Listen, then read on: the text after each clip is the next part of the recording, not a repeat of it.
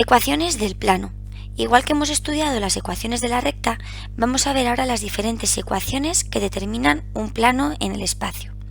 Lo primero, podemos tener diferentes situaciones. Para calcular un plano nos pueden dar como datos, por ejemplo, en el caso más sencillo, un punto y dos vectores directores. Esa es la diferencia con la recta. Para la recta teníamos solamente un vector. Ahora tendríamos dos, las dos dimensiones del plano. Nos pueden dar también tres puntos no alineados, que determinarían un triángulo, y el plano sería aquel que contuviese el triángulo. También nos pueden dar una recta y un punto exterior. Tomando un punto de la recta y uniéndolo con el punto que nos han dado, estaríamos ya en las situaciones anteriores. También podríamos determinar el plano a partir de dos rectas secantes. Dos rectas que se cortan en un punto están contenidas en un plano. Y por último, una situación un poco más atípica sería un punto del plano y un vector normal, es decir, perpendicular u ortogonal al plano. Comenzamos con la situación normal, la que nos van a dar habitualmente. Nos piden calcular la ecuación de un plano conocido un punto y dos vectores. Procederemos igual que con la recta.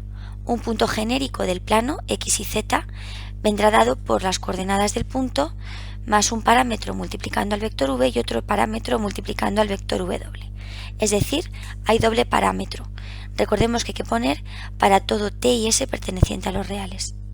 En el caso del siguiente ejemplo, un punto cualquiera y dos vectores, sustituyéndolo en la fórmula anterior, tendríamos esa ecuación vectorial del plano dependiente de dos parámetros.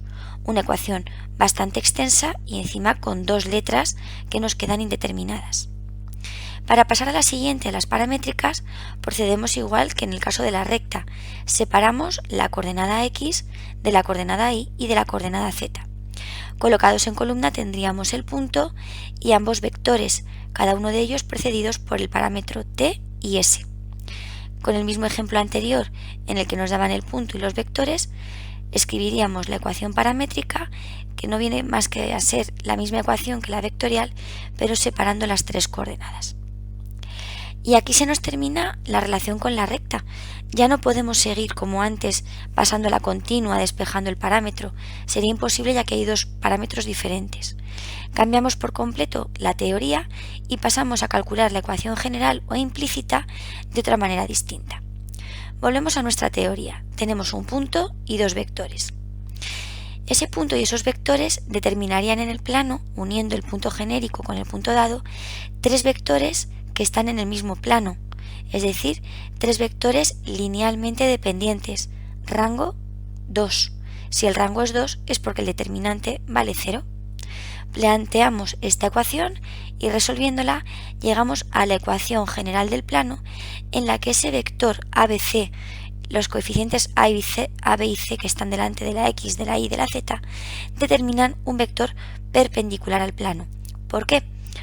Porque tal y como recordamos del producto vectorial, cuando calculamos un determinante y desarrollamos esas operaciones, los dos vectores que forman la segunda y la tercera línea nos están permitiendo calcular un vector perpendicular a la vez a ambos. El vector A mayúscula, B mayúscula, C mayúscula será perpendicular al V y al W. Este dato será muy importante a la hora de resolver problemas, ya que nos permite calcular la recta perpendicular a un plano. En el caso del ejemplo anterior, teníamos nuestro punto y nuestros dos vectores, simplemente los colocamos dentro de un determinante. En la primera línea siempre hacemos x menos la x del punto, y menos la y del punto, z menos la z del punto. En la segunda línea el vector v, en la tercera línea el vector w, e igualamos a 0. Ese determinante nos da esta ecuación. ¿Qué podemos deducir? Que el vector 7 menos 1, 2 es el vector normal al plano. Será por tanto perpendicular al vector v y perpendicular al vector w. Una última ecuación es la ecuación normal. Esta ecuación es útil cuando conocemos ese vector perpendicular al plano.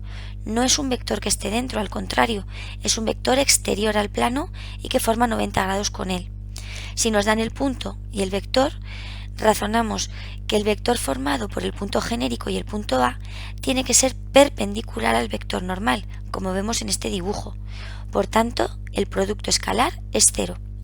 Desarrollando la operación, llegamos a la misma ecuación de antes, a la ecuación general. En el ejemplo nos darían un punto y un vector. Directamente pondríamos las coordenadas del punto genérico menos las coordenadas del punto A y multiplicándolo por el vector normal igualamos a 0.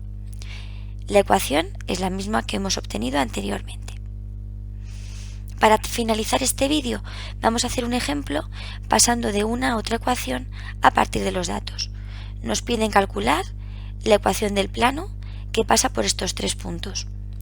Construimos el vector AB, vector que está dentro del plano, el vector AC, vector que está dentro del plano, y ya tenemos nuestros datos para empezar. Para la ecuación vectorial podemos tomar cualquier punto inicial, por ejemplo el punto A.